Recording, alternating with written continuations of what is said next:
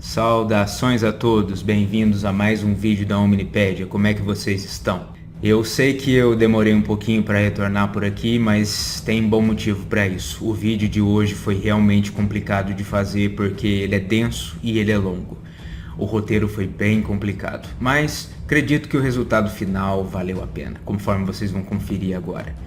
O vídeo de hoje será sobre um dos meus temas favoritos a um nível pessoal. Um dos temas que, tal como aquele que eu fiz sobre a pirataria no Caribe, é um que me fascina desde que eu era garoto. Então eu não poderia deixar de prestar uma homenagem a essa minha preferência pessoal na forma de um vídeo, e não poderia ser um vídeo meia boca, não poderia ser um vídeo feito de qualquer jeito, teria que ser o vídeo. E eu espero que eu tenha conseguido. Vocês, por favor, depois me digam o que acharam. O tema do vídeo de hoje é a Era Viking. Eu vou explicar absolutamente tudo a respeito dessa era, falando a respeito de quando ela começou, quando ela terminou, no que ela consistiu, quem foram os homens e algumas mulheres que foram os protagonistas dessa era, e vou principalmente fazer questão de desmistificar alguns detalhes que as pessoas acabam entendendo errado ou acabam pensando errado sobre essa época e sobre esse contexto histórico. Tal como eu fiz no vídeo da pirataria também, porque as pessoas consomem muitas informações que não são exatamente fidedignas com a realidade na indústria cultural. E isso é uma coisa meio natural, mas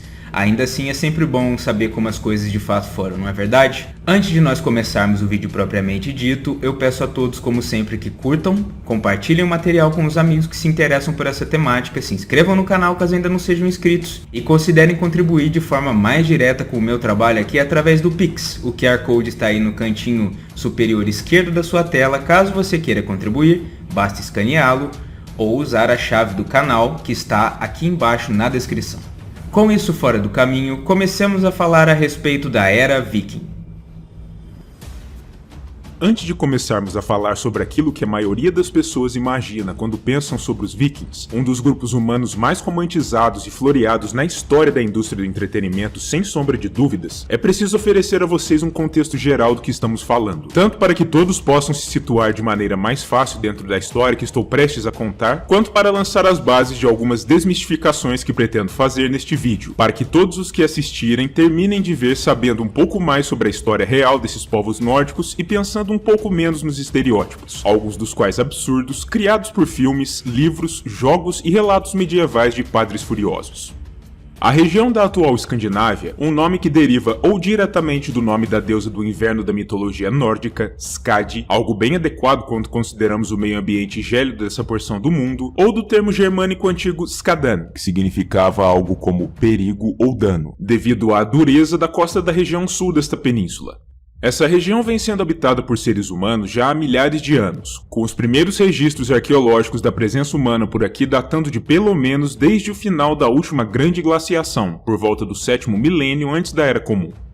No entanto, essa porção do mundo não contou com grandes civilizações antigas ou importantes feitos tecnológicos nesse período mais arcaico, justamente por conta de seu meio ambiente duro e inóspito em maior parte, o que obviamente limitava as possibilidades de desenvolvimento de civilizações aqui, e se tornaria uma constante que afetaria a mentalidade e determinaria em grande parte as ações dos povos que aqui habitam, inclusive impelindo-os para se tornarem alguns dos mais intrépidos exploradores, comerciantes e guerreiros que o mundo já conheceu, conforme veremos ao longo do vídeo.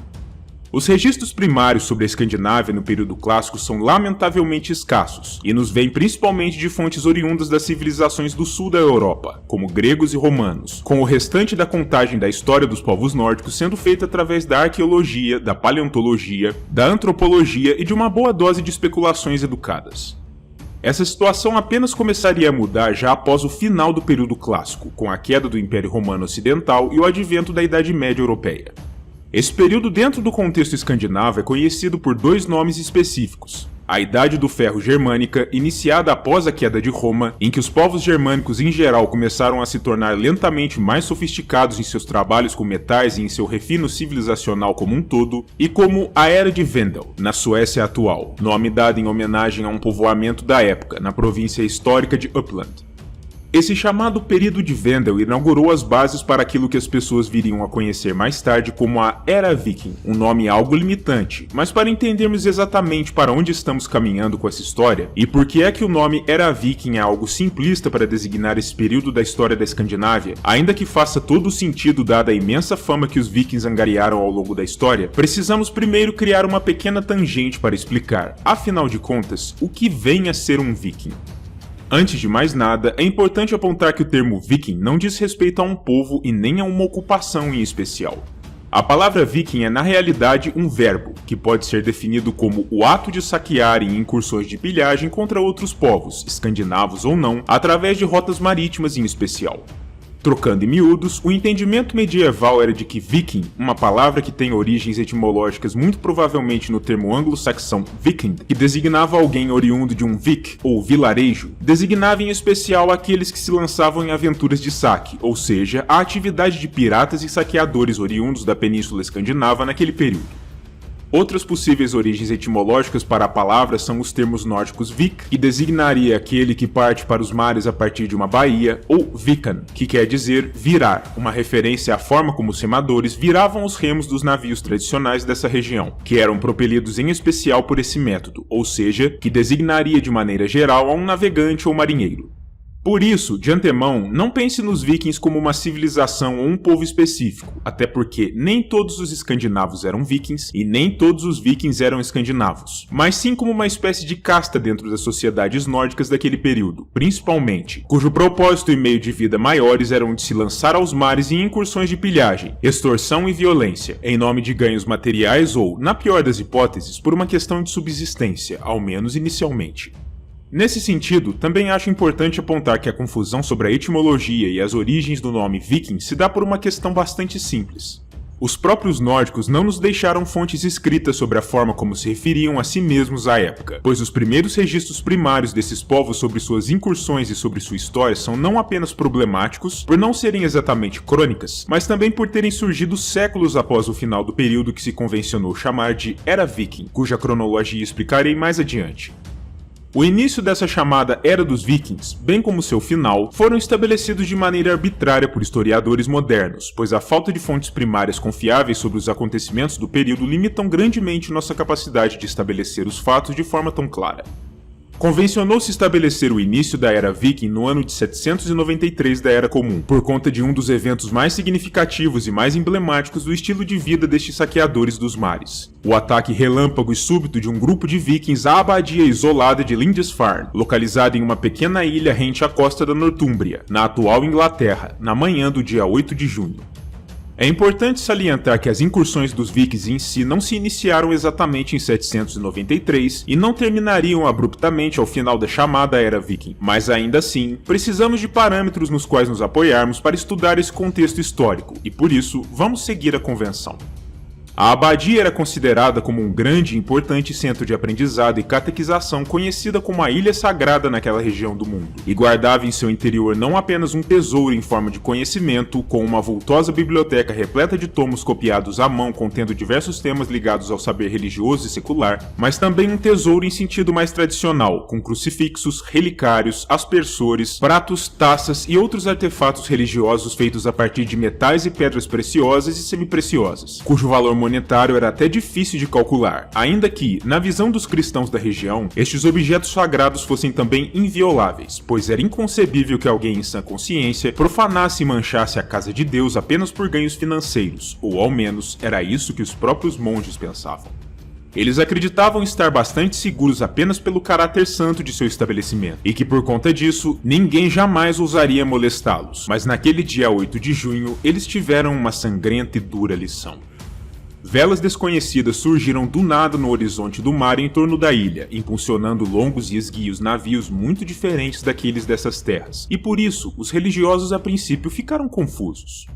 Durante um momento, eles julgaram que aquelas velas talvez fossem de alguma frota local de passagem, mas logo ficou claro que aquelas embarcações de madeira esguias, com dragões e outras figuras míticas em suas proas, escudos em torno de suas amoradas e longos remos açoitando a face das ondas, não apenas não eram oriundos de nenhum lugar próximo ou que os monges sequer conhecessem, como também não pareciam dispostos a diminuir sua velocidade enquanto se aproximavam da costa, como seria o mais normal, e avançavam implacavelmente em direção às praias da Ilha Sagrada. Os navios, com seu baixo calado, foram capazes de chegar rente à costa, estacionando, por assim dizer, sobre as areias das praias, e de seus convéses, estranhos homens, altos e claros de pele, cabelos e olhos, começaram a saltar, grunhindo e berrando em um idioma que os monges e os camponeses de Lindisfarne simplesmente não conheciam, couraçados, armados e com expressões que denotavam que não estavam ali por uma peregrinação, mas sim com más intenções. Esses brutamontes estranhos logo partiram em costa acima, em direção à abadia e aos campos circundantes, matando alguns dos serviçais dos monges enquanto avançavam, e logo atingiram o limite do terreno sagrado. Uma vez dentro da abadia, os monges, aterrorizados mas ainda presos ao seu dever sagrado, confrontaram estes estranhos estrangeiros da forma como fariam com qualquer outra pessoa, erguendo seus artefatos santos e seus tomos sagrados, envergando suas vestes monásticas e anunciando aos estranhos que aquela era uma casa de Deus Todo-Poderoso, e que o que estavam fazendo ali era errado, herético e pecaminoso, mas os homens do mar não lhes deram ouvidos, e simplesmente continuaram em seu caminho destrutivo, roubando os tesouros valiosos da abadia, reunindo-os todos em sacos e em trouxas improvisadas feitas a partir das próprias túnicas roubadas dos monges, e matando ou capturando monges e servos seculares da abadia, para levá-los de volta aos navios ainda parados nos bancos de areia das praias a ferros, com alguma espécie de intenção distorcida e maligna, deixando no rastro de sua passagem não apenas cadáveres mutilados e uma quantidade absurda de sangue atingir o chão e as paredes daquela casa santa, mas também o fogo dos archotes que haviam usado para incendiar tudo o que não fossem capazes de levar de volta consigo. E então, tão rapidamente quanto haviam surgido, esses homens recuaram de volta aos seus navios, pulando por sobre as amuradas com seus ganhos ilícitos e com seus cativos, dando meia volta com seus remos, desencalhando seus esguios navios e partindo em direção oposta, rumando no sentido do horizonte até serem perdidos de vista em meio às ondas.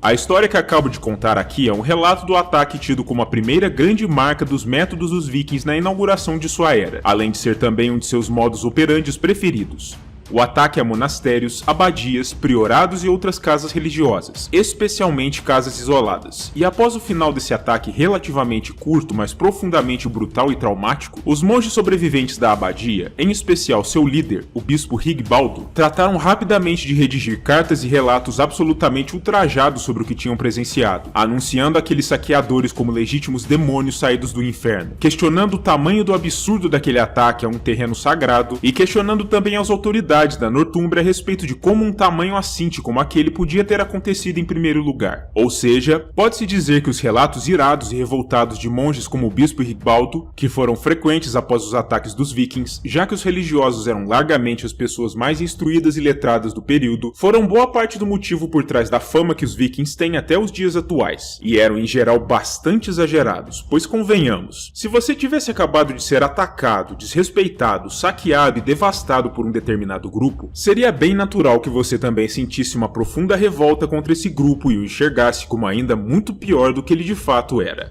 É um sentimento humano universal e bem compreensível.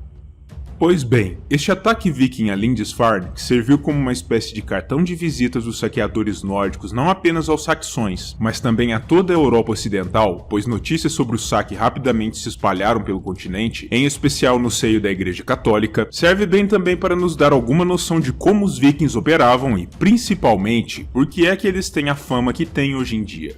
Muito disso se deve exatamente ao fato de privilegiarem ataques a alvos religiosos como aquele, algo que faziam não por uma questão de ódio ou rivalidade com a fé cristã, como alguns imaginam, mas sim puramente por uma questão de praticidade. Essas abadias e mosteiros eram alvos fáceis, protegidos apenas por sua santidade em um primeiro momento, e que quase sempre continham vastas riquezas em seus interiores, seja na forma de metais e pedras preciosas ou na forma de trabalhadores aptos, que os vikings podiam levar para vender em mercados de escravizados pelo continente afora. O ataque a Lindisfarne, de maneira geral, serviu como um bom indicativo das táticas e das motivações principais desses homens. Eles não eram movidos apenas por um senso de aventura e intrepidez ou por questões religiosas, mas sim por uma questão de subsistência ou pelo desejo de acumular grandes riquezas, que por sua vez também lhes conferiam glória e aumentavam seu prestígio junto às suas sociedades originais. Eles agiam de forma rápida e decisiva, atacando seus alvos e recuando com seus ganhos antes que qualquer tipo de resposta organizada de resistência pudesse ser dada pelas forças militares dos lordes e reis das terras que eles atacavam. Uma tática que, aliás, aqueles dentre vocês que são fãs das Crônicas de Gelo e Fogo vão reconhecer muito bem, pois foram a inspiração principal por trás do famoso costume antigo dos Nascidos no Ferro, do qual já falei em diversos vídeos lá no MGF.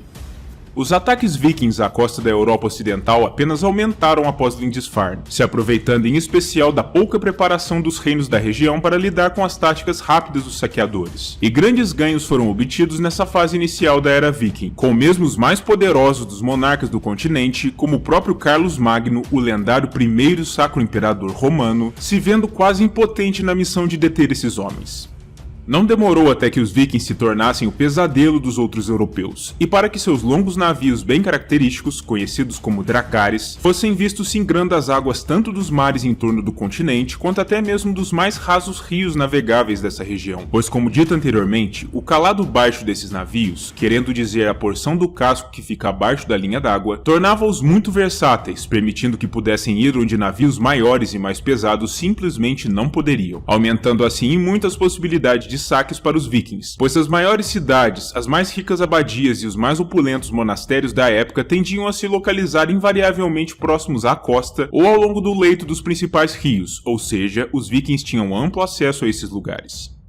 De fato, os ataques vikings à Europa em geral e aos lugares santos do cristianismo em particular se tornaram tão frequentes e tão devastadores em pouco tempo após o ataque a Lindisfarne que, pela primeira vez desde a queda de Roma, ocorrida cerca de 400 anos antes do ataque, a cristandade europeia assistiria a um processo de encolhimento ao invés de expansão, em um momento que os próprios europeus cristãos enxergavam como uma espécie de período de trevas em seu continente, mas que os vikings viam como sendo sua era de florescimento, na qual eles estavam ao mesmo tempo aumentando sua glória como sociedade, angariando enormes ganhos financeiros que lhes permitiam gozar de uma prosperidade material nunca antes vista em suas próprias terras e, de quebra, indo à forra contra os arrogantes cristãos europeus que por séculos haviam suprimido e tentado erradicar suas crenças antigas em nome da adoração de seu estranho Deus único e, ao mesmo tempo, haviam sempre tentado prejudicá-los quando se engajavam em negociações comerciais legítimas, pois aparentemente os cristãos só jogavam limpo contra eles mesmos.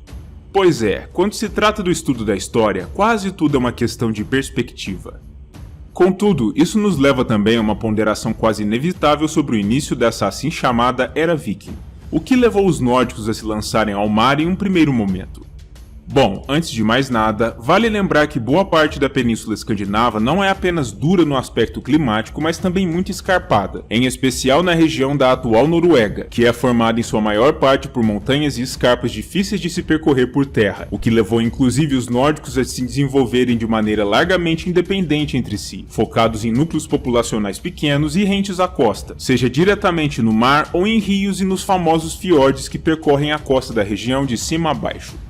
Para além da pouca prosperidade material oferecida pela agricultura e pelo extrativismo em suas terras e as dificuldades demonstradas pelo terreno e pelo clima, também é possível especular que um aumento populacional superior ao que suas próprias terras fossem capazes de sustentar ou uma consolidação de poder de alguns dos mais poderosos senhores da guerra dessa região, conhecidos normalmente como Jarls, tenha levado alguns dos membros mais insubmissos ou mais ousados dentro dessas sociedades a preferirem uma existência orientada para os mares e para as novas terras, terras essas que eles pudessem governar ou saquear de forma alheia às vontades desses poderosos senhores, e que fossem mais aprazíveis e abundantes do que a sua Escandinávia natal.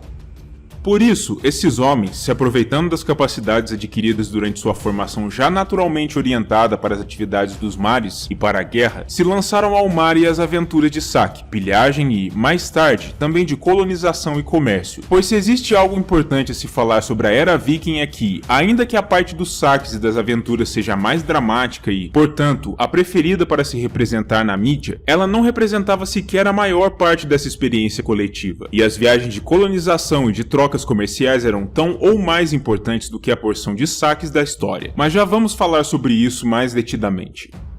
Os escandinavos já vinham navegando pelas costas da Europa muito tempo antes de iniciarem suas atividades de saque, como dito anteriormente, procurando vender seus poucos bens de algum valor, em especial peles e presas de animais como morsas, aos outros europeus em troca de algum metal precioso em espécie que pudessem usar para movimentar sua própria economia. Os escandinavos eram a princípio famosos por se ingrar as águas em especial do próprio Mar Báltico, que se localiza logo abaixo de suas terras originais, e a costa de locais como os atuais Países Baixos e a Bélgica. Contudo, não demorou até que expandissem seus horizontes em direção ao oeste e a leste, e existe inclusive uma pequena divisão histórica entre os grupos de escandinavos, com os noruegueses e dinamarqueses preferindo as rotas mais a oeste e noroeste, enquanto os suecos partiam mais em direção a leste e sul. Os escandinavos em geral e os vikings em particular logo expandiram seus horizontes, e já nos idos do século VIII, os vikings, os colonos e os mercadores da Noruega e da Dinamarca chegavam a locais tão distantes quanto a costa norte do Reino Franco e o litoral das Ilhas Britânicas, e aqueles oriundos da Suécia já desciam os corpos d'água que serpenteavam pelo coração da Europa Central e penetravam fundo o território da Europa Oriental, atingindo lugares algo inimagináveis para muitas pessoas hoje em dia, como a atual Rússia, onde teriam inclusive um papel importante na construção da identidade nacional do país, fundando o Rus de Kiev, se amalgamando aos eslavos locais e inaugurando uma nova dinastia e uma nova civilização, e o Mar Negro e a costa bizantina, onde seriam integrados à sociedade romana oriental e inaugurariam um famoso corpo de serviçais imperiais afeitos à guerra, a Guarda Varangiana. Mas esses temas são bem específicos e, portanto, ficarão para outros vídeos. Aguardem. Enquanto isso ocorria no leste, no oeste, os francos e os saxões dos dois lados do Canal da Mancha tinham impressões bastante semelhantes sobre esses visitantes vindos do mar, especialmente porque vinham sofrendo com suas incursões de maneira bem parecida.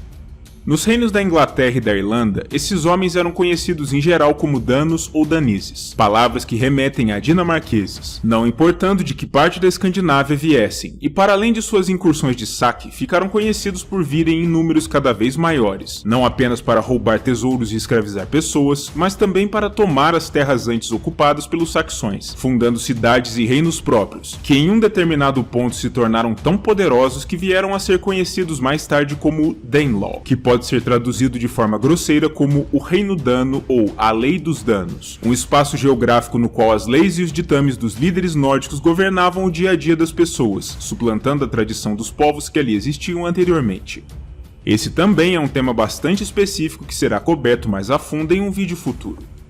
Na Irlanda e na Escócia, os vikings e os nórdicos também se estabeleceram, chegando mesmo a dominar essas regiões politicamente durante algum tempo. E em uma das características mais notáveis de suas incursões nessas terras era a tendência que tinham de raptar em especial mulheres de tradição gaélica, para redistribuírem-nas entre seus assentamentos mais remotos, pois naturalmente, essas expedições nórdicas contavam com poucas mulheres escandinavas, e na falta de companheiros compatriotas, os nórdicos se viravam para as mulheres que pudessem achar, o que contribuiu para a criação de uma espécie de civilização híbrida nórdica gaélica, tal como aconteceu também na Inglaterra, que teria papel importante nas construções das identidades culturais e nacionais de todos esses países, e os influenciaria até os dias de hoje em aspectos diversos, como seus idiomas e suas tradições.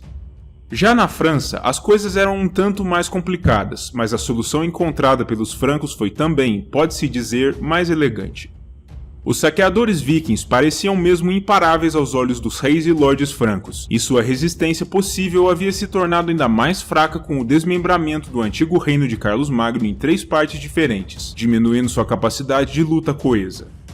A presença nórdica ali se tornou um problema tão sério para eles que, a princípio, decidiram sugerir aos vikings um acordo, que contou com a participação de uma figura algo mítica que muitos de vocês, que assistiram à série Vikings, conhecem bem.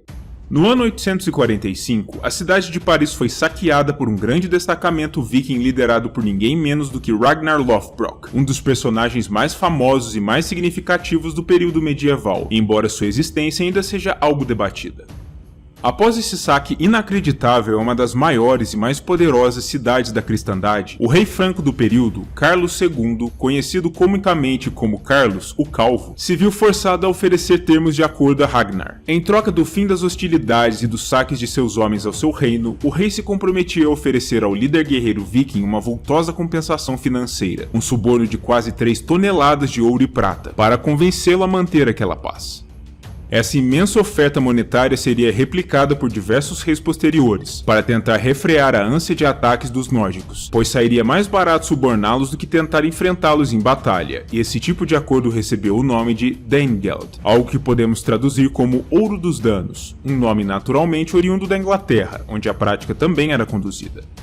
A princípio, esse suborno parecia ser uma boa ideia, uma forma mais prática e direta de evitar os saques. Mas com o tempo, vendo as fabulosas fortunas que outros vikings vinham conquistando em troca de pequenas incursões ou da mera ameaça de incursões, outros escandinavos se lançaram a esse estilo de vida, o que ironicamente fez com que as pilhagens apenas aumentassem em número e ferocidade, pois todos agora almejavam seu próprio suborno e precisavam ser vistos como uma grande ameaça para merecerem uma vultosa compensação. O aumento na escala e na violência desses saques levou a um gradual abandono das porções mais a norte dos territórios francos, em especial na costa e nos leitos dos rios, o que tornou o reino ainda mais vulnerável a novos saques. E vendo essa situação se desenrolar, com a pretensa solução encontrada pelo reino para deter os saques sendo justa e ironicamente o fator que os vinha tornando ainda mais comuns e mais destrutivos, os reis francos sabiam que precisariam achar uma nova solução para esse dilema, pois continuar oferecendo subornos aos vikings apenas pioraria seu quadro geral. No ano de 885, a situação atingiu um ponto crítico, quando Paris foi mais uma vez ameaçada por uma grande força escandinava, engordada ainda mais por remanescentes do grande exército pagão, que havia sido recentemente derrotado na Inglaterra pelas forças do rei Alfredo de Wessex.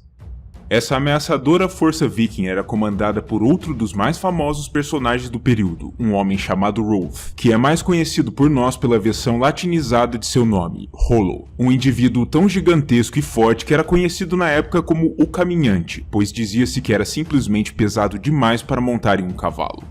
Diante da ameaça representada por essa formidável força e por seu líder gigante, o rei franco de então, Carlos III, que também contava com um apelido engraçado, o Gordo, se viu em uma sinuca de bico, tendo de suportar um prolongado cerco.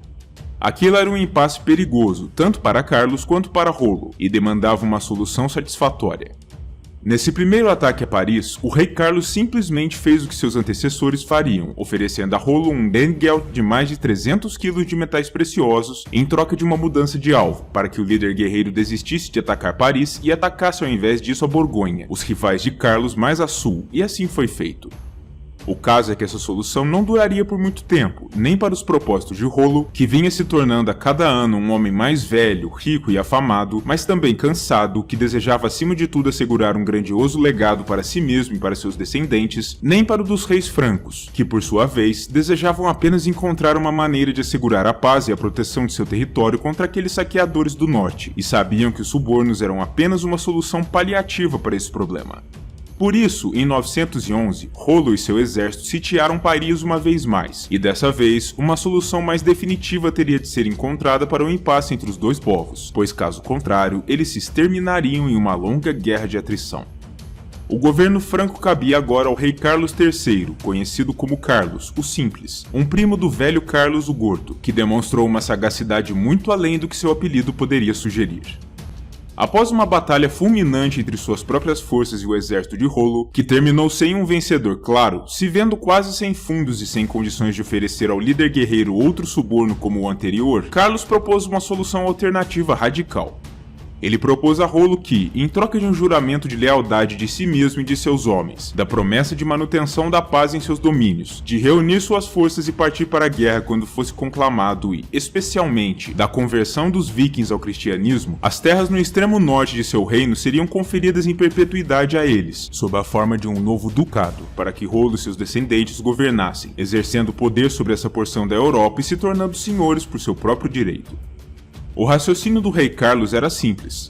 Como ele próprio e seus subordinados não vinham tendo muito sucesso em combater aqueles vikings devido à sua ferocidade, mas também à sua adaptabilidade e às suas táticas de guerra, por que simplesmente não combater fogo com fogo, por assim dizer, criando um literal estado tampão entre suas terras e os outros vikings mais ao norte, encarregando o próprio Rollo, um homem rico e poderoso, de defender suas terras e, por extensão, o restante do reino franco, das incursões de seus compatriotas, em troca de um juramento de lealdade. Era uma situação de ganho mútuo também, pois Rollo assim se consolidaria como um grande lorde e protegeria o precioso legado que desejava para sua família, enquanto Carlos veria o longo problema de saques vikings ao seu reino sendo, se não sanado, muito diminuído dali em diante, pois Rollo naturalmente defenderia com afinco as terras que agora controlava. Os dois grandes homens concordaram com o arranjo, e a partir daquele momento foi formado o corpo político que ficaria conhecido como o Ducado da Normandia, nome oriundo da expressão franca normand, ou normando, que queria dizer homem do norte, o termo usado por eles para se referirem aos vikings. O acordo vingou e dentro de poucas décadas, os homens de Rollo e seus descendentes já se encontravam perfeitamente aclimatados, se convertendo à fé cristã até o ponto de se tornarem realmente devotos em pouco tempo, adotando o idioma dos francos e até mesmo algumas de suas práticas culturais, enquanto também por sua vez influenciaram os povos locais, criando uma sociedade híbrida franca-normanda que teria, em breve, mais um papel muito importante a desempenhar no contexto da era viking, especificamente por abrir as portas para seu fim formal, mas falaremos sobre isso mais adiante no vídeo. Agora, nos deslocando mais para sul, em direção ao quente Mediterrâneo, vale a pena parar um momento para citar ao menos de passagem aqueles outros nórdicos, muito menos visados do que os vikings em si, mas que exerceram um papel igualmente impactante na história europeia. Os comerciantes navais, que singravam as águas de norte a sul a bordo de seus knarrs, versões mais largas e profundas dos dracarys vikings, pensadas para levar um volume maior de produtos, parando de porto em porto para negociar seus itens vindos da Escandinávia, em especial peles, mel, madeira e pessoas escravizadas em incursões dos vikings, que eles compravam pensando em revender, pelos mais exóticos produtos vindos de todas as partes do mundo, ou mesmo por dinheiro em espécie. Esses homens podiam ser vistos em portos de todos os cantos da Europa, do Oriente Médio e até de mais além. E um fato interessante sobre eles é que, de maneira geral, eles apenas confiavam nos vikings até certo ponto, apesar de serem, tecnicamente, conterrâneos, pois esses homens eram comerciantes legítimos afinal, ao menos na maior parte do tempo, e os vikings, no final das contas, continuavam sendo piratas e ladrões, que por vezes não se furtavam de atacar seus próprios compatriotas se vissem nisso ganhos suficientes. Os mercadores e os vikings por vezes conferenciavam e até trocavam informações entre si, e de fato, alguns vikings pagavam aos mercadores nórdicos em troca de informações úteis sobre as terras que eles pretendiam saquear, como o relevo, as condições das águas circundantes, a efetividade e a preparação de suas tropas, seus números de combatentes e, em especial, a quantidade de itens valiosos que possuíam, todas informações importantes para o planejamento das incursões de saque. Mas quando os dois grupos se estranhavam de alguma forma, partiam caminhos sem remorso, e podiam até mesmo se ver por vezes de lados opostos de uma luta. Agora, voltemos nossa atenção mais uma vez ao norte, para falarmos sobre o último grupo de nórdicos frequentemente confundido com os vikings, que tinha talvez um modelo de vida mais distinto daquele que as pessoas costumam associar aos escandinavos do período. Os colonizadores de novas terras previamente pouco ou nada habitadas. Ao contrário de suas contrapartes que se deslocaram até a Normandia ou as Ilhas Britânicas com o objetivo de tomar à força terras que já eram sabidamente ocupadas por outros povos, e que, portanto, eram obviamente forçados a recorrer a meios violentos para alcançar seus objetivos, esse grupo de exploradores nórdicos em particular teve uma trajetória relativamente tranquila, sendo movido por muitos dos mesmos motivos que levaram os mais exaltados a partirem de sua terra natal, mas encontrando mais paz nos locais que muitas vezes desbravaram pela primeira vez na história da Europa. Esses homens, vindos especialmente da montanhosa Noruega, tomaram o rumo das águas do Mar do Norte, enfrentando enormes ondas, furiosas tempestades e ventos de gelar o sangue em busca de novas porções de terra livres em que pudessem erigir suas vilas, aldeias e fazendas, e onde pudessem reconstruir suas vidas partindo do zero. Os primeiros locais que atingiram foram as ilhas ao longo da costa da Escócia, como as Ilhas Orcades, ou Orkney, um arquipélago localizado no extremo norte das Ilhas Britânicas. Mas essas terras já tinham um dono, na forma dos gaélicos que viviam em porções mais isoladas das ilhas há séculos. E por isso, eles continuaram procurando ainda mais para norte e oeste, e eventualmente toparam com um novo arquipélago a dias de viagem, previamente desconhecido pelos europeus em geral, ou assim eles acreditavam, pois permanecia até então completamente vazio. Essas ilhas receberiam o nome de Faroé, expressão que na sua versão original nórdica antiga significa literalmente Ilhas das Ovelhas, devido ao fato de o terreno ali ser tido como ideal para a criação desses animais. E sua data oficial de descoberta é o ano de 825, embora essa data seja algo especulativa. E saiba-se hoje em dia que na realidade os nórdicos não foram os primeiros europeus a atingirem sua costa, com relatos documentados de grupos de monges cristãos irlandeses eremitas chegando a essas terras já nos idos dos anos 600. O arquipélago de Faroé era promissor, mas muito pequeno, e com um fluxo cada vez mais numeroso de novos colonos vindos da Escandinávia e das ilhas britânicas em nome de suas próprias terras, logo ficou claro que uma parte dos colonizadores teria de partir mais uma vez, em busca de outras terras ainda mais para além dos limites do que já era conhecido. Nesse sentido, eles partiram ainda mais para o oeste e para norte, e ali conseguiram seu intuito ainda nos idos dos anos 800, quando encontraram mais terras para colonizar, e essas novas terras eram bastante diferentes da Bretanha ou das Ilhas Faroé. De acordo com os relatos posteriores registrados pelos próprios escandinavos sobre a história dessa nova nação, o nome do descobridor nórdico dessas terras, ou ao menos do primeiro a vir e permanecer como um colonizador permanente, era Ingolfr Arnarson, um navegador norueguês que procurava por novas paragens para si mesmo e para sua família, mas que, não sendo capaz de encontrar um território livre ideal, decidiu colocar sua sorte nas mãos dos deuses, consagrando seu destino a Thor. Ele fez isso atirando às águas frias do mar seus pilares de madeira que eram símbolos de seu poder como um chefe de clã, acreditando que o deus do trovão nórdico manipularia seu caminho, orientando Arnarson e seus comandados através deles, sobre o rumo que deveriam tomar em seguida. O chefe de clã decidiu que a terra que ele tomaria como sua seria aquela em que esses pilares pessoais aportassem. 3 anos após ter atirado os pilares ao mar, Ingolfr e seus homens os localizaram na costa pedregosa e francamente perigosa de um grande corpo de terra diferente de qualquer outro que já tivessem visto. Uma grande ilha vulcânica que expelia vapores do coração da terra, tornando o ambiente turvo e enevoado perpetuamente, mas que ao mesmo tempo fazia com que a temperatura do ambiente circundante fosse mais amena do que o normal, tornando aquele lugar um ponto interessante para um assentamento. O próprio Arnarson nomeou o lugar como Baía Enevoada, por motivos óbvios, e tal nome em sua forma original em nórdico antigo é Reykjavik. A ilha circundante, por sua vez, devido à grossa cobertura de neve e gelo que se espalhava por todos os lados apesar da existência das fontes termais e de vapor, foi batizada como Snæland, ou Terra da Neve, mas nós a conhecemos hoje por um nome um pouco diferente, Islândia. Estabelecer com precisão as datas de tais eventos é sempre uma tarefa complexa no contexto de uma história sem muitos registros escritos, mas o ano de 874 da nossa era é tido como o marco inicial da colonização definitiva da ilha da Islândia, pois tal como aconteceu em Faroé, monges oriundos da Irlanda e da Escócia, conhecidos como Papar, já haviam encontrado e se estabelecido nessas terras ao menos desde os idos dos anos 700, de acordo com as datações de carbono das poucas ruínas de seus assentamentos que foram encontradas, mas considera-se que eles tenham abandonado a Islândia no mesmo período em que os primeiros nórdicos permanentes se estabeleceram ali, talvez até mesmo precisamente por causa de sua chegada. Seja como for, isso fez com que a Islândia se tornasse para a maioria dos historiadores a penúltima grande massa de terra em todo o mundo a ser descoberta e colonizada por seres humanos na história, perdendo apenas para a Nova Zelândia, que apenas seria descoberta pelos polinésios nos idos dos anos 1300, cerca de 400 anos depois destes eventos.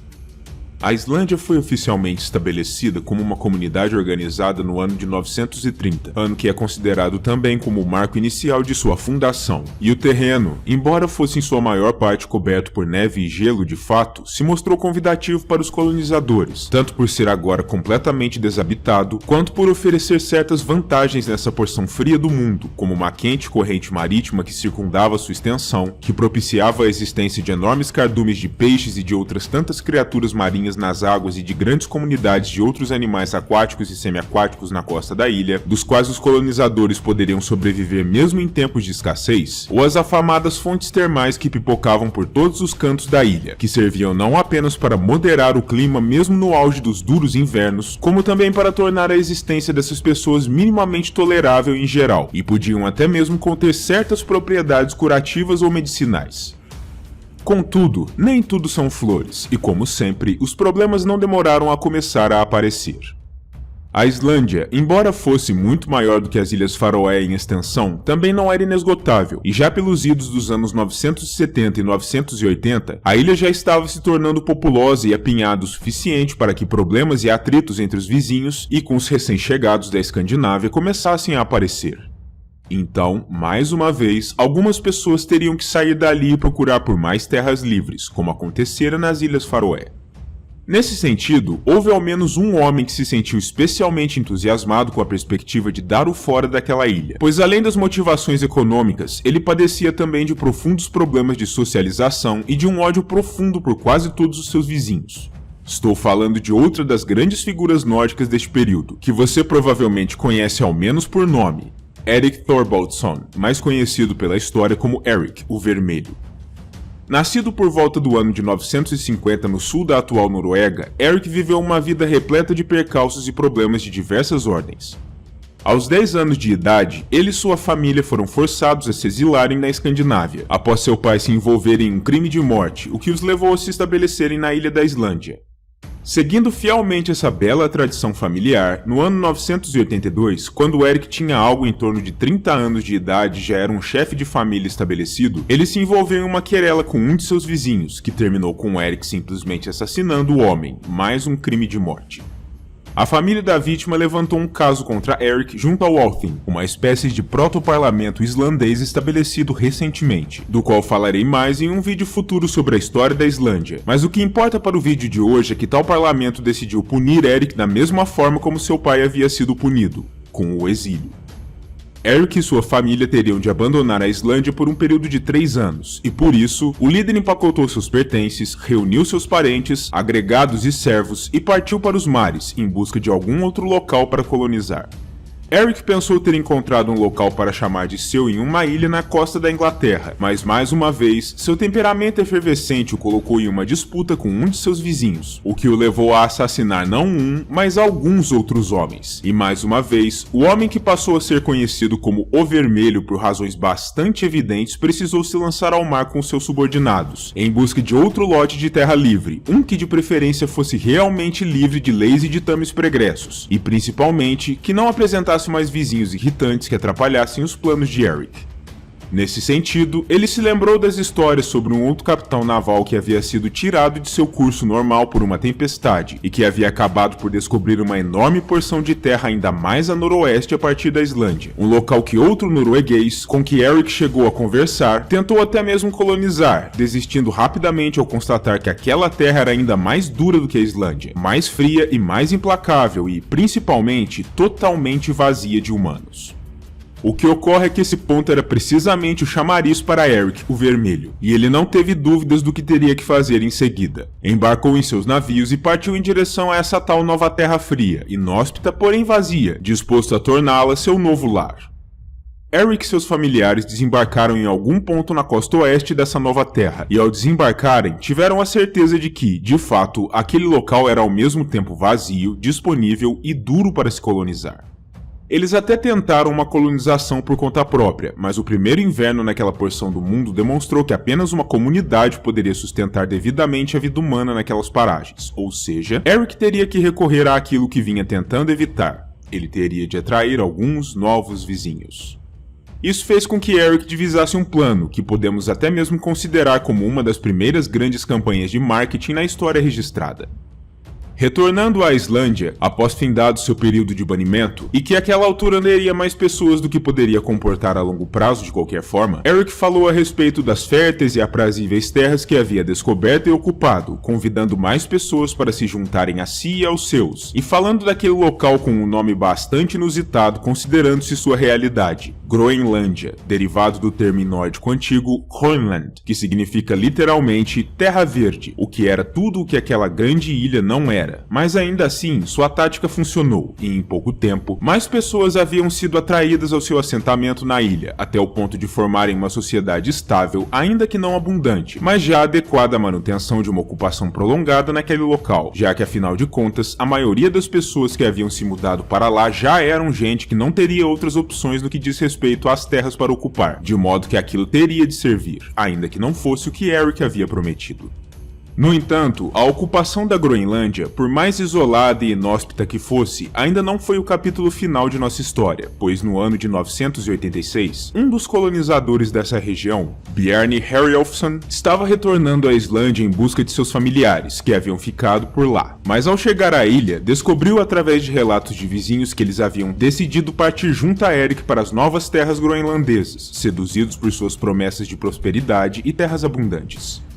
Bjarni então se informou sobre a localização geral dessas novas terras mais a oeste e içou as velas mais uma vez. Mas após muitos dias nos mares, com o conhecimento e instrumentos de navegação que eram, quando muito, rudimentares, ele e sua tripulação atingiram um local estranho, que nunca haviam visto antes e cuja descrição não se parecia em nada com aquela que seus vizinhos haviam feito da Groenlândia para onde seus parentes haviam partido. De acordo com a descrição feita por eles, aquele local que Eric havia colonizado era inóspito, frio e coberto por uma densa camada de gelo e neve perpetuamente, enquanto a terra em que haviam aportado ali era demasiado florestada e verde para combinar com esse perfil. Por isso, apesar de ser obviamente um local promissor, repleto de recursos naturais, Bjarni e seus homens, os primeiros europeus a avistarem as terras que no futuro ficariam conhecidos como as Américas, deram meia volta sem desembarcar e rumaram pelo caminho oposto, em busca da Groenlândia. No entanto, apesar de não terem explorado o local, estava feito. Pela primeira vez desde o derretimento da grande ponte de gelo no Estreito de Bering milhares de anos antes, os seres humanos do chamado Velho Mundo haviam travado contato visual com as terras americanas de forma minimamente comprovada. Embora existam diversas teorias mirabolantes sobre essa questão da descoberta pregressa da América, teorias essas que cobrirei em um vídeo no futuro. Esse foi apenas o primeiro passo na exploração dessas terras, no entanto, e foi um dado completamente por acaso, como vimos, mas os europeus não demorariam a retornar até aquela região florestada, conforme veremos adiante. No ano 999, mais um dos famosos exploradores que teriam seus nomes imortalizados nessa era, um homem de nome Leif Erikson, um dos filhos de Eric, o Vermelho, vinha passando por profundos atritos com seu pai, atritos estes que rapidamente o levaram a ter de se mexer em nome de sua própria sobrevivência, pois suas ações nas terras da Groenlândia, os domínios de Eric, rapidamente causaram desestabilidade em uma sociedade que, para começo de conversa, já não era a mais estável do mundo. Tudo começou quando Leif foi enviado à Noruega em uma missão diplomática, buscando o serviço do rei Olaf I Tryggvason, que governou a nação até o ano 1000, e como resultado, veio a ser convertido pelo monarca ao cristianismo, sendo então enviado de volta à Groenlândia com uma missão simples: evangelizar a comunidade existente ali, ainda fortemente pautada pelo paganismo antigo, para angariar mais almas para Cristo. Nisso, Leif foi surpreendentemente bem-sucedido, convertendo não apenas a maior parte da comunidade groenlandesa, mas até mesmo sua própria mãe, a esposa de Eric, o que deixou o líder da região absolutamente furioso, pois Eric era acima de tudo um pagão devoto, que não ficou nada satisfeito com a conversão de seus governados a essa fé estrangeira. Isso levou os dois homens a uma profunda querela, que Leif decidiu que precisava se acalmar, e por isso, ele decidiu içar suas velas mais uma vez, partindo da Groenlândia para procurar por novas terras promissoras enquanto seu pai esfriava a cabeça. Nesse sentido, Leif se lembrou da história que havia ouvido sobre a expedição de Bjarni tantos anos antes, na qual ele havia supostamente atingido terras nunca antes vistas por outros nórdicos, e decidiu que partiria pelo mesmo rumo que ele havia tomado, só que de maneira intencional, para dar uma olhada nessas novas terras por conta própria, tanto por um desejo genuíno de descoberta quanto por uma razão mais prática. A Groenlândia, apesar de toda a sua terra disponível, padecia de uma falta aguda de madeira para a construção, para alimentar fogueiras e para, em especial, a construção naval, que era naturalmente crucial para essa sociedade, e por isso, Leif esperava encontrar essas tais terras para coletar ali alguma madeira de boa qualidade que ele pudesse trazer de volta à Groenlândia, conquistando um saudável lucro no processo. Para isso, ele tratou de falar com o próprio Bjarni, para angariar mais informações sobre sua rota, chegando mesmo a comprar o navio do homem e a contratar parte da tripulação que o havia acompanhado até lá. E então, partiu em direção ainda mais para o oeste, para uma porção do mundo que até pouco tempo atrás as pessoas acreditavam ser completamente vazia e desabitada. A princípio, eles desembarcaram em uma grande ilha pedregosa, repleta de grandes rochedos achatados, e a mente brilhante do explorador deu a ela o nome de Terra das Pedras Planas. Depois, eles encontraram mais uma porção de terra, dessa vez intensamente arborizada, o que levou Leif a nomeá-la Terra da Floresta. Pois é, como dá pra ver, na hora de nomear novos locais descobertos, os nórdicos não eram exatamente o povo mais criativo do mundo. Rumando então mais para a sul a partir de uma grande costa que ele encontrou, Leif e sua tripulação chegaram finalmente a uma porção mais temperada e aprazível de terras cheias de árvores, vida selvagem e rios de água potável. Por isso, ele decidiu que ali mesmo ele erigiria seu primeiro assentamento para passar o inverno, enquanto metade da tripulação que o acompanhava partia para explorar a região em busca de recursos úteis que os ajudassem na sobrevivência até a chegada da primavera, quando pretendiam continuar sua exploração por mar e terra. Nesse sentido, alguns dos homens retornaram ao seu acampamento carregando consigo cestas repletas de pequenas frutas doces de cores vivas. Frutas essas que não apenas os próprios nórdicos nunca haviam visto antes, mas que nós também nos dias de hoje não sabemos com total precisão quais eram. Os nórdicos se referiam a elas como uvas vinícolas, mas é fato que, em seu idioma antigo, eles tendiam a se referir assim a qualquer tipo de pequeno fruto fermentável, e por isso, presume-se que o que tenham encontrado possam ter sido mirtilos, groselhas, amoras silvestres ou outros tipos de pequenos frutos típicos do hemisfério norte. Contudo, isso pouco importava na verdade, pois se elas podiam ser transformadas em álcool, isso era tudo quanto importava para aqueles navegantes. E por isso, tomando emprestado uma página do livro da vida de seu pai, Leif decidiu também investir no marketing orgânico, dando àquelas terras o nome de Vinland, que significa Terra das Uvas ou Terra das Vinhas, acreditando que, com um nome tão convidativo, muitos de volta nas terras já colonizadas se sentiriam impelidos a se mudarem para lá, já pensando na formação de sua própria comunidade ali, para que ele pudesse manter uma saudável distância dos atritos com seu pai, pois para os nórdicos daquela época, o vinho era um produto exótico e uma bebida tida como da alta elite, uma vez que as uvas normalmente não cresciam nas terras escandinavas e, por isso, o vinho era caro e escasso. Então, a perspectiva de uma terra em que tais uvas abundassem seria com toda certeza bastante convidativa. No entanto, o que Leif ignorava então era que ele se encontrava não apenas em um outro continente, mas também em uma outra placa continental, e a terra de Vinland, embora não fosse perfeitamente delimitada, seria aquilo que é, nos dias de hoje, a província de Newfoundland, às margens do Golfo de São Lourenço, na costa leste do atual Canadá. Dito isso, Leif havia se tornado o primeiro europeu em toda a história a explorar e iniciar um processo de colonização comprovada das Américas, exatamente no ano 1000 da Era Comum, ou seja, 492 anos antes de Cristóvão Colombo partir da Espanha para encontrar as Ilhas Caribenhas, um verdadeiro marco na história do mundo conhecido. Mas se assim foi, e os nórdicos de fato foram os primeiros europeus a descobrirem e a ocuparem as terras americanas, muitos séculos antes dos espanhóis, por que é que a eles não é acreditada normalmente a descoberta das Américas e, mais importante ainda, por que é que grandes cidades e nações não surgiram a partir dessa ocupação como aconteceu após Colombo? É o que vamos compreender a partir de agora. Para começar, é preciso entender um pouco a respeito da diferença tecnológica existente entre os dois períodos. As viagens dos nórdicos ao Canadá apenas foram possíveis dada a geografia das terras e águas que singraram, pulando de ilha em ilha, se reabastecendo no caminho, pois uma viagem através do meio do Atlântico de forma ininterrupta, tal como fizeram os espanhóis no século XV, seria simplesmente impensável para seus dracares. Além disso, esses navios não eram capazes de conter toda a tripulação e todos os mantimentos que os navios europeus posteriores, como os de Colombo, podiam carregar, o que significava dizer que todas as viagens dos nórdicos contavam com menos recursos e menos mão de obra para trabalharem em seus assentamentos, diminuindo seus números gerais. Além disso, o lugar onde aportaram também impactou seriamente em suas perspectivas. Ainda que em Vinland fosse mais aprazível do que a Groenlândia, com toda certeza, não deixava de ser uma porção desconhecida e consideravelmente fria do mundo, onde a ocupação humana demandava certo esforço, e por isso, ela nunca chegou a atrair nórdicos em grandes números, especialmente por conta do fator da distância, já que era um local isolado do restante do mundo conhecido à época. Contudo, de longe, a razão mais importante para explicar a curta duração e os baixos números da experiência colonizatória nórdica nas Américas, pelo menos ao meu ver, é aquilo que encontraram quando ali chegaram. Aquelas terras de Vinland, ao contrário do que os europeus pensavam em um primeiro momento, não se encontravam completamente vazias. O primeiro contato entre os nórdicos e os chamados povos originários, também conhecidos como nativos americanos, se deu depois que Leif Erikson retornou à Groenlândia.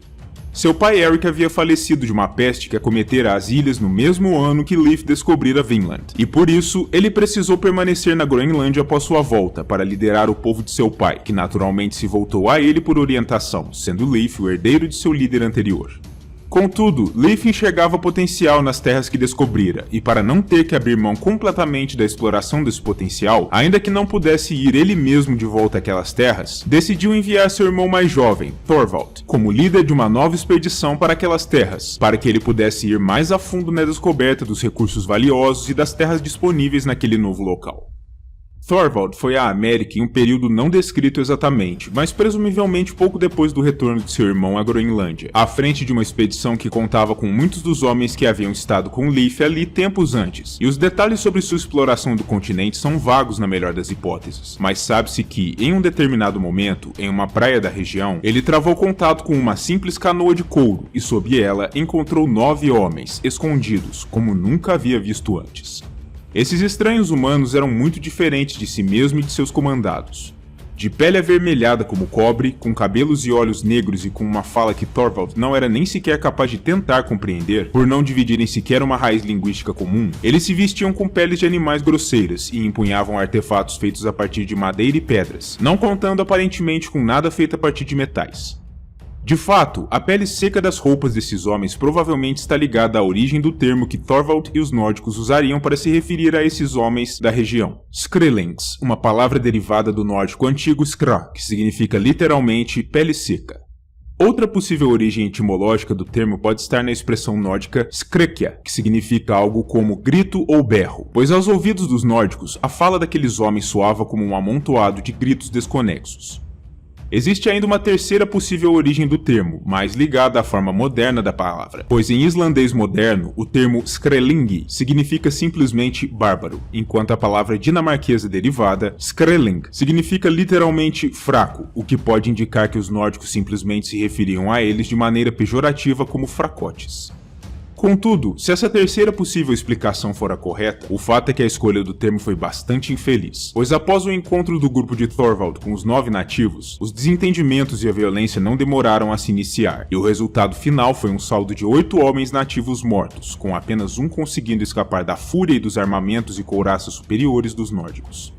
A questão é que esse homem parece ter retornado à sua aldeia e alertado seus pares sobre o ocorrido, pois não demorou até que Thorvald e seus devaneios sobre estabelecer uma colônia ali fossem brutalmente interrompidos por uma visita inesperada. Uma horda de guerreiros nativos ansiando por vingança, armados e preparados para exterminar os europeus.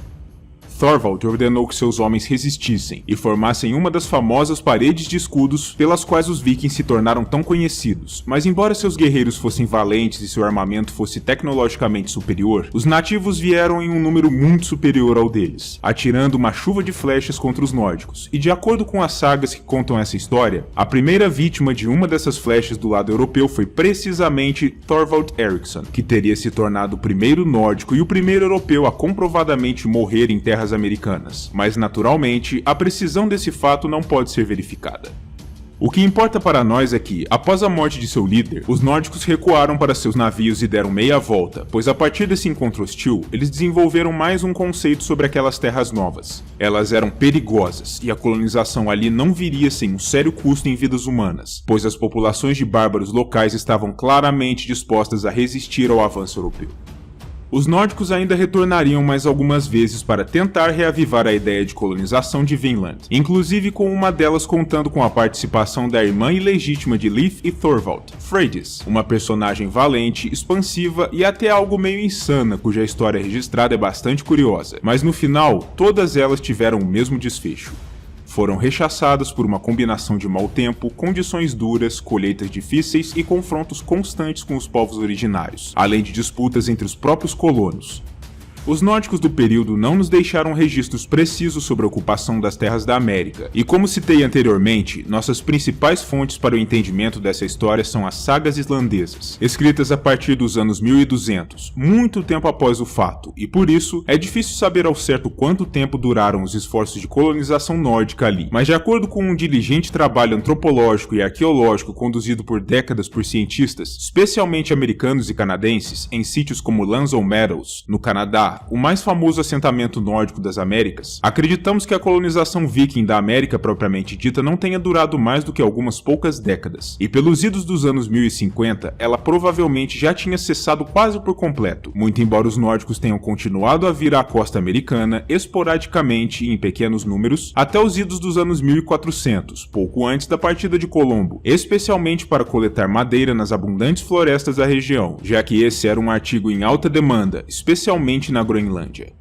Aliás, a própria Groenlândia minguaria em sua ocupação nórdica ao longo desses séculos também, e pelos idos do século XV, os nórdicos ali já haviam sido suplantados em números pelos Inuits vindos das ilhas do norte do Canadá e da costa norte do país, pessoas que muitos brasileiros conhecem popularmente como esquimós, e que são até os dias de hoje o maior grupo étnico da Groenlândia moderna.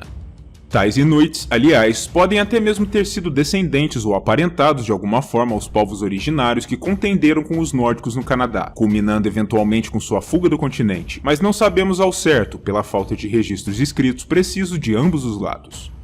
A Era Viking teve seu final prático na forma de um longo processo de recrudescimento em todas as frentes, tanto no oeste quanto no leste, ao mesmo tempo em que a consolidação do cristianismo na Escandinávia e a formação dos reinos consolidados nessa região diminuíram em muito a liberdade dos saqueadores do mar para atuarem, pois naturalmente, governos fortes e centralizados veem com muito maus olhos esse tipo de atividade ilegal.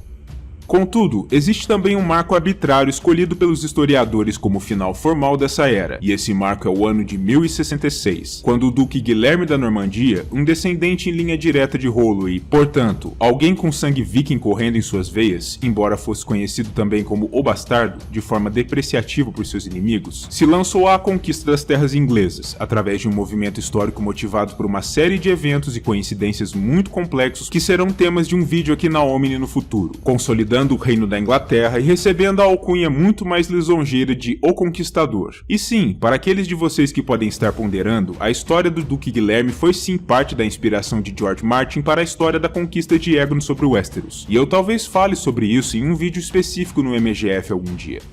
Dessa forma, a Era Viking se encerrou com uma grande conquista de um homem que tinha ligação com tais intrépidos navegantes e saqueadores, um fim fortuito para um dos períodos mais surpreendentes da história europeia e mundial, que inaugurou também, de certo modo, um novo período na história medieval do continente, a chamada Alta Idade Média, mais um dos temas interessantíssimos que cobrirei em vídeos futuros aqui na Omni.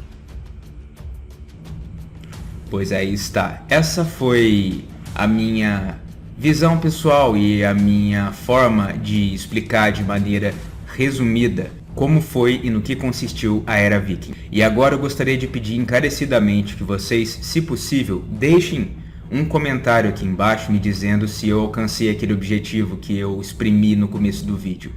de criar um tratado bem feito e bem completo sobre essa era. Dentro do possível, levando-se em conta que eu não tenho formação acadêmica em história, e esse vídeo não se direciona para fins acadêmicos, ele é um vídeo feito para pessoas curiosas, simplesmente, com ou sem formação acadêmica.